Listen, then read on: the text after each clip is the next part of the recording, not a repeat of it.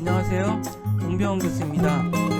오늘은 초연결사회와 미디어에서 세 번째 시간 5세대 이동통신 기술의 활용에 대해서 공부해 보도록 하겠습니다.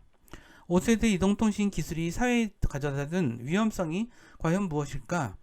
5세대 이동통신은 제조업계에서 어떻게 활용될까? 그리고 5세대 이동통신 환경에서 증강현실과 가상현실 같은 체험 마케팅은 어떻게 진행되는지, 그리고 5세대 이동통신 환경에서 빅데이터와 인공지능을 활용한 마케팅은 어떻게 진행되고 있는지, 이런 점에 대해서 궁금증을 가지면서 오늘 수업을 시작하도록 하겠습니다.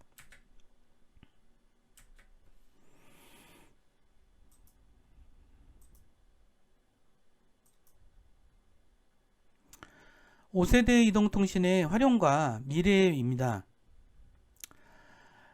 5세대 이동통신은 4세대 이동통신과 달리 나를 따라다니는 네트워크라는 말로 풀리고 있습니다. 이것이 무슨 뜻인지 살펴보도록 하겠습니다.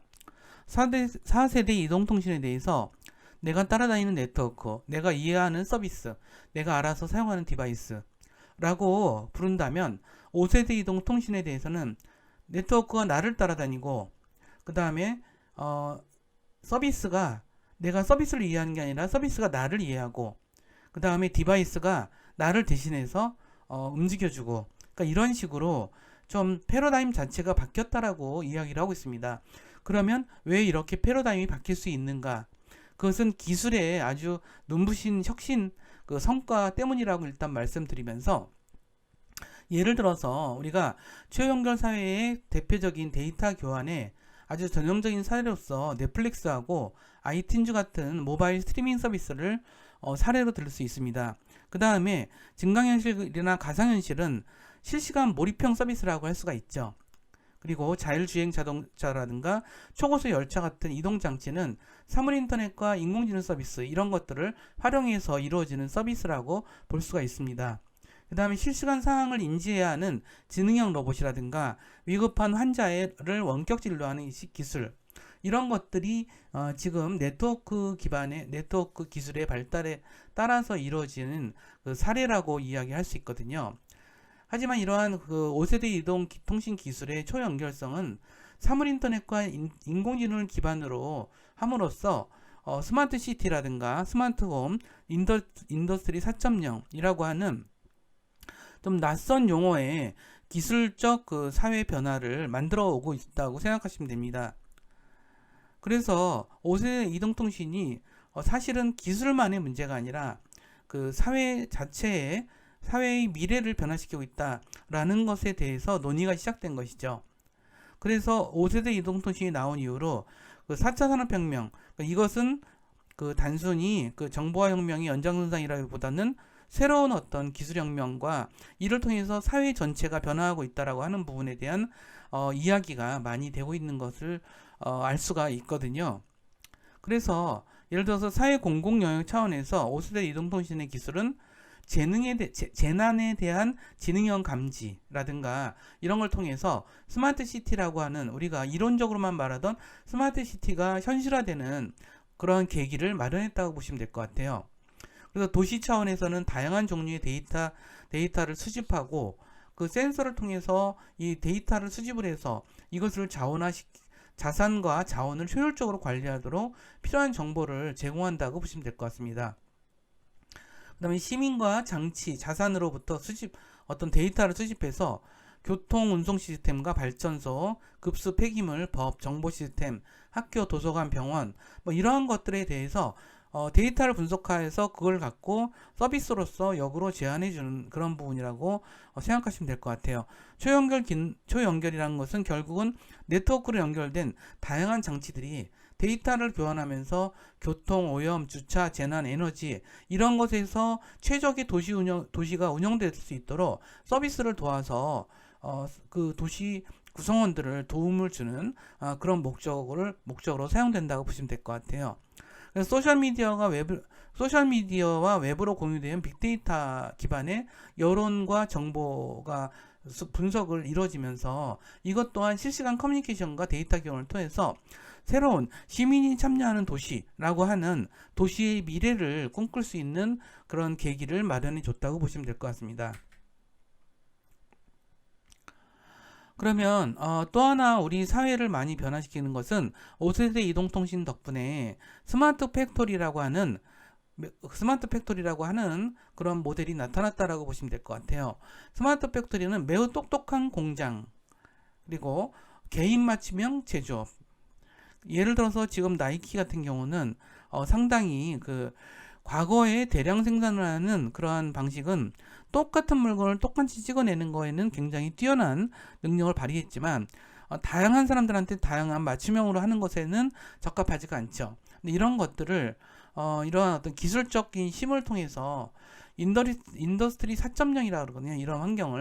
이런 걸 통해서 사이버 분리 시스템에 기반한 스마트 공장을 구축한다라고 하는 부분들이 열심히 이들을 지금 하고 있는 그런 상황이라고 보시면 될 것 같아요. 그러다 보니까 이제 뭐 가상현실을 이용해서 자동차 조립을 한다거나 스마트 안경을 사용해서 항복이라든가 선박을 수리하고 관리하는 그런 사례들이 자꾸 나오고 있는 거죠. 그 다음에 전통 사업에서 산업 분야에서도 사물인터넷 같은 정보통신 기술을 결합함으로써 지능형 스마트 공장의 사례들이 속속 나오고 있다는 것을 아시면 될 것 같아요. 정보통신 기술을 통해서는 공장의 기계, 산업 장비, 부품들을 일단 데이터를 주고받으면서 자동으로 기계마다 인공지능이 설치가 되어 있으면서 인공지능을 통해서 그 공정이 조절되고 사람이 직접 개입이 없더라도 문제가 생겼을 때 그걸 수리한다거나 이런 일들이 가능해진 거라고 생각하시면 될 것 같습니다. 그렇다면 이 기술이 가져올 미래 사회의 변화라고 하는 부분들이 항상 긍정적인 것만 있을까라고 하는 거에 대한 궁금증과 의구심이 많습니다. 근데 그렇게 된 데에는 우리 인류의 역사상 기술이 혁신적으로 발달하는 그런 경우에는 항상 그거에 따르는 부작용이 있어 왔거든요. 그래서 이제 그럼 4차 산업혁명 또는 이 5세대 이동통신이 가져다 주는 그것은 무엇일까? 부정적 현상들은 무엇일까?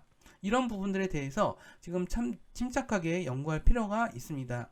왜냐하면 기술은 혁신과 진화를 거듭하는 특성이 있기 때문에 이런 산업 생태계에서 이러한 사회적 변화라고 하는 것이 기술에 적응하느냐 못하느냐에 따라서 굉장히 중요한 결정을 하게 되거든요. 예를 들어서 개인이 어떤 생활과 우리가 지금 자신이 생활을 하고 있잖아요. 그 다음에 교육을 받고 있고요. 그 다음에 직업을 선택하고 사회적 활동을 하고 있죠. 집단 행동에도 나서지기도 합니다. 근데 이러한 과정에서 우리가 새로운 기술이 아주 급격하게 변화하는 것에 우리가 적응하면서 그런 것들을 한 것과 적응하지 않고 자신이 하고 싶은 것을 한 것과는 사실 천지 차이가 나죠. 근데 그럼에도 불구하고 그런 것을 긍정적이라고 얘기할 수 있지만 꼭 긍정적이라고 얘기하기에는 힘든 면도 좀 존재를 하죠. 왜냐하면 우리 사회의 모든 사람들이 변화하는 기술에 다 적응할 수가 없거든요. 그게 현실적으로 불가능해요. 물론 변화에 대해서 계속 변화하는 거에 적응하려고 그러고 배우려고 학습하려고 이런 사람들이 많은 건 어느 정도 있는 건 사실이지만 모든 사회 구성원이 그럴 수는 없다는 거죠. 그렇다면 그들은 어떻게 되는가라고 하는 거기서부터 사실 부정적인 전망도 도출될 수 있다는 것이죠. 결국은 4차 산업혁명의 핵심기술로 뽑히는 이 5세대 이동통신이라고 하는 그 기술 자체가 이 사회적 준비가 충분히 되어 있어야만 한다라고 하는 것에 대해서 생각해 볼 필요가 있는 것 같아요. 그래서 정치, 경제, 사회, 문화적으로 전체적인 질적 변화가 이루어지고 있다면 그런 질적 변화의 물결 속에서 어떻게 현재 나의 상태를 판단하고 미래를 준비할 것이냐 이런 것들이 굉장히 중요한 문제가 되겠죠. 예를 들어서 지금은 이제 우리나라에서도 교사라는 직업에 대해서는 굉장히 높이 평가를 했죠. 그리고 굉장히 선망하는 직업이기도 했고요. 근데 굉장히 많은 미래 그 분석 이론들에서는 교사라는 직업이 굉장히 어려워질 거라고 얘기를 하고 있어요. 자, 근데 그런 것들이 미래에 대한 어떤 그런 학문적 전망이 항상 맞진 않아요. 하지만 그런 미래 전망 속에는 굉장히 중요한 의미가 있거든요. 그 의미를 우리가 어떻게 받아들일 것이냐에 따라서 많이 달라지겠죠. 예를 들어서 지금은 오프라인에서 하는 그런 그 교사들의 모습보다도 온라인에서 굉장히 다양한 교사 직군들이 만들어졌죠. 그러면서 그분들이 어쨌든 교육 시장에서 큰 역할을 차지하고 있고, 그런 부분들이 사실 이런 우리가 기술이 가져올 미래 변화에 대한 적응의 문제를 얘기를 할 수 있을 것 같아요. 그 다음에 또 하나 요즘에 이제 뭐 지금 요즘 저도 이렇게 온라인으로 영상 수업을 하고 있는데, 이런 영상 수업도 사실은 뭐 영상을 다룰 줄 아는 영상에 대한 의미를 우리가 파악할 수 있어야 되고, 그 다음에 이런 영상을 만들기 위해서는 다양한 편집 기술이 있어야겠죠. 그런 기술적인 것들을 갖추지 못하면 우리가 영상 교육을 하기가 참 힘들어진다는 거죠. 이와 같이 세상은 끊임없이 변하고 그러한 변화의 원동력 속에는 기술이라는 게 존재한다. 그래서 그 기술의 변화에 대해서는 우리가 어느 정도 적응을 해주고 학습하고 이래야만 새로운 미래에 새로운 어떤 환경들에 적응하면서 우리의 갈 길을 갈 수 있다라고 하는 그러한 생각, 그런 관점을 가지고 이런 기술을 보아야 할 거라고 생각해요. 어떤 그 기술에 대해서 무조건 안 좋은 면을 보면서 무조건 안 좋다고 얘기하는 것도 상당히 문제가 많은 거겠죠. 하지만 무조건 기술을 발전은 올바르다고 얘기를 하면서 그 길을 가는 것도 사실 상당히 맞지 않는 길이라고 하는 맞지 않는다고 저는 생각을 해요. 그래서 이제 그런 부분에 대한 이야기를 드린 겁니다. 예를 들어서 드론이라는 기술은 사람이 어떤 물건을 신속하고 정확하고 빠르게 나를 수 있는 그러한 도구라고 디바이스라고 볼 수가 있죠. 근데 하지만 이런 드론은 애초에 군사 기술로서 개발이 된 기술이거든요. 그래서 비행기에서 사람이 없이도 무인으로 이제 그 비행기를 조절할 수 있는지, 전투를 벌일 수 있는지, 폭격을 할 수 있는지 이런 문제들이 다 이런 사회 부정적인 현상들과도 관련이 되어 있다라는 것이죠.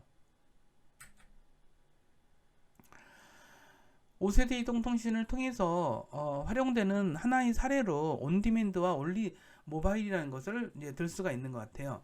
자, 이 스마트폰을 활용한 것이, 그러니까 5세대 이동통신 기술로 인해서 이 스마트폰이 굉장히 중요한 역할을 하게 되죠.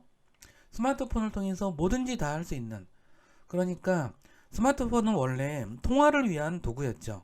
전화 통화를 위한 도구였는데 지금은 어떤가요?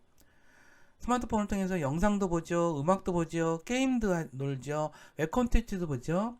그 다음에 물론 통화도 하지만 뭐 라디오도 보고 텔레비전도 보고 막 정말 여러 가지. 그래서 그런 것들은 온리 모바일이라고 얘기를 해요. 근데 온디맨드라는 것은 그 중에서도 소비자가 자기가 원하는 곳, 원할 때 언제든지 상품과 서비스를 곧바로 제공받는 그런 새로운 현상들이 등장한 거죠. 그것을 온디맨드라 그래요. 그래서 온디맨드가 가능한 것은 스마트폰으로 결제가 가능하기 때문이죠. 그래서 특히 우리나라 사람들은 스마트폰을 정말 소중하게 여기죠. 정말 앉으나 서나 어디 가나 오나 또는 자나 깨나 스마트폰을 꼭 쥐고 있어요. 그러면 정말 이런 입장에서는 광고나든가 이런 마케팅을 하는 입장에서는 스마트폰을 잡아야 미래가 있는 거죠. 그렇게 되는 거죠. 그러한 온 디맨드 현상과 온리 모바일 현상, 이런 것을 그 5G 기술이 만들어낸 어떤 그런 변화 중에 하나라고 볼 수가 있는 것 같아요. 그러면 좀 구체적인 사례를 좀 들어보도록 할까요? 스웨덴의 유통업체 이케아 아시죠? 이케아는 여기 사진에서 나왔듯이 그러니까 그 저걸 하게 만들죠. 우리가 사려는 물건을 우리가 실제 공간에다가 이렇게 대보는 거예요. 그러면 이거는 요거까지는 현실이고 요거는 가상 이미지죠. 그래서 여기다 놔보는 거예요. 그래서 모양이 좋네 생각보다. 이 모양이 이렇게 해보니까 너무 정확한 것 같아. 이런 생각들이 우리가 그 이케아를 좋아하게끔, 많은 사람들이 이케아를 정말 좋아하죠. 그래서 이런 것들을 통해서 내가 실제로 공간을 구성해 볼 수 있게끔 하는 것, 이것이 5세대 이동통신 활용의 아주 경험 마케팅의 아주 전형적인 하나의 사례로 우리는 꼽고 있어요. 그래서 이런 것들도 지금 몇 년 전만 해도 한 2천여 개 정도가 있는데 지금 더 늘어났을 수도 있고요. 보면 이케아 물건은 집에 와서 조립을 해야 되는 경우가 많아요. 그렇기 때문에 매장에서 다 볼 수는 없거든요. 보지 않더라도 이렇게 해서 주문해서 여기다 껴주는 그런 방식으로 사용하는 사례라고 볼 수가 있을 것 같아요.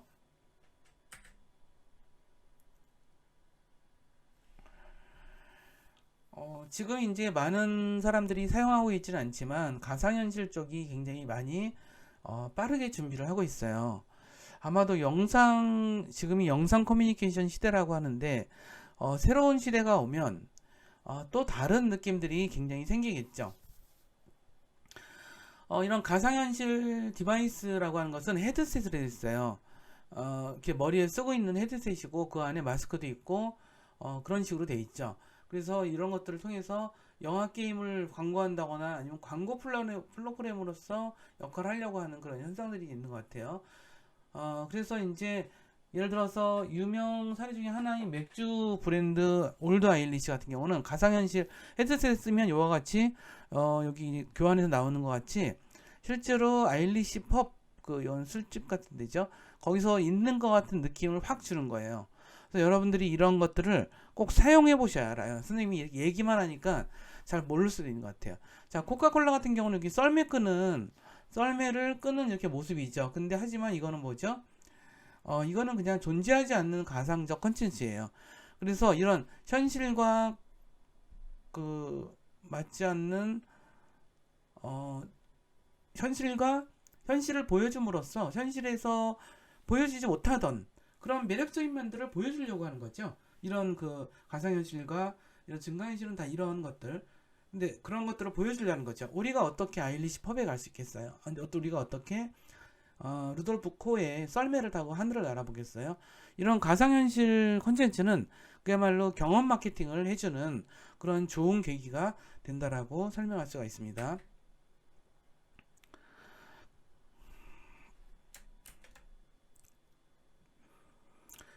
SPA 브랜드 샵과 그 다음에 볼보 광고의 사례를 보여드리도록 하겠습니다. 우리가 패션쇼 같은 건 한번 가보고 싶은 생각을 누구나 해보죠. 그 화려한 몸짓과 그런 워킹 그런 거를 선생님도 한 번도 본 적이 없어요. 텔레비전에서밖에 본 적이 없지만 한 번쯤은 좀 가서 보고 싶은 생각이 드는 생각이 있죠. 그런 사람들은 저만 그렇게 생각하는 게 아니라 많은 사람들이 그렇게 생각을 하는 것 같아요. 근데 하지만 그런 현장에는 아무나 갈 수가 없죠. 정말 관련자들 아니면 패션쇼는 아마 못 볼 거예요. 근데 이렇게 사진에서 여기 슬라이드에서 보다시피 이렇게 가상현실 헤드셋을 쓰고서 보면은 현장에 있는 것처럼 보여주는 것. 그래서 이것을 좀 어려운 말로 원격 현존이라고도 표현해요. 그러니까 실제로 그 자리에 있지 않지만 그 자리에 있는 것 같은 느낌을 보여주는 현상들. 그래서 이것은 이 패션쇼의 어떤 패션쇼는 브랜드에서 하지 않아요? 브랜드 나오는데 그런 브랜드 광고 차원에서 이렇게 해준다고 볼 수 있는 것 같아요. 또 하나는 볼보의 사례예요. 볼보 같은 경우가 가상현실을 통해서 이렇게 운전을 해볼 수 있게 만들어줬어요. 그래서 실제로 매장에서 차를 운전해보지 않더라도 실제 이번에 새로 나온 볼보 차에 그런 어떤 여러 가지 기기들을 작동하면서 운행을 경험할 수 있게끔 이렇게 했어요. 그래서 실제로 이 안에 가상현실 공간에서는 샌프란시스코에서 출발해서 실리콘밸리까지 가는 그런 풍경들이나 길을 구현해서 차를 사려는 사람들이 경험해 볼 수 있게끔 하는 거죠. 그야말로 경험 마케팅이라고 볼 수가 있는 것 같아요. 또 하나는 인공지능 광고 그런 식으로 우리가 그렇게 얘기할 수 있는 그런 사례를 설명을 한번 드려보도록 할게요. 자, 인공지능 챗봇 푸디예요. AI 광고는 대부분의 마케터의 최대 관심사일 거예요. 최근 들어서. 그래서 우리가 알다시피 5세대 상용화가 단순히 이동통신 세대와 교체가 아니라 생활과 산업 전반을 바꾸는 플랫폼을 구축하는 의미를 보여주고 있어요. 이때 인공지능은 지금까지도 계속해서 발전되어 왔지만 5세대 이동 통신을 계기로 마케팅 쪽에서도 인공지능을 활용한 광고가 개발 중에 있습니다. 실제 그 사례로서 동원 F&B 온라인몰에 인공지능 챗봇 푸디가 있어요.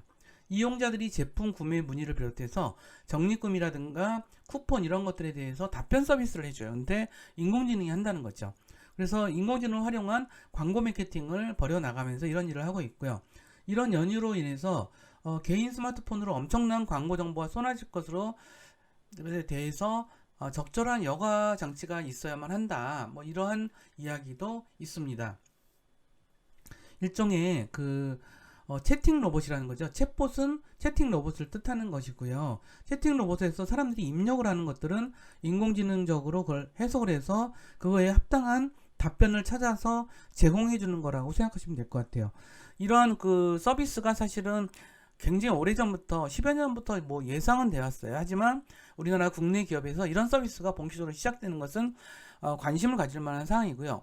이것은 최근 들어서 챗봇의 사례들은 여기뿐 아니라 여러 군데에서 발견이 되고 있거든요. 근데 특히 은행에서 많이 발견되고 있어요. 은행에서 왜 발견될까요? 여러분들 은행에 전화 걸어보신 분은 알 거예요. 대부분의 은행들은 통화가 안 돼요.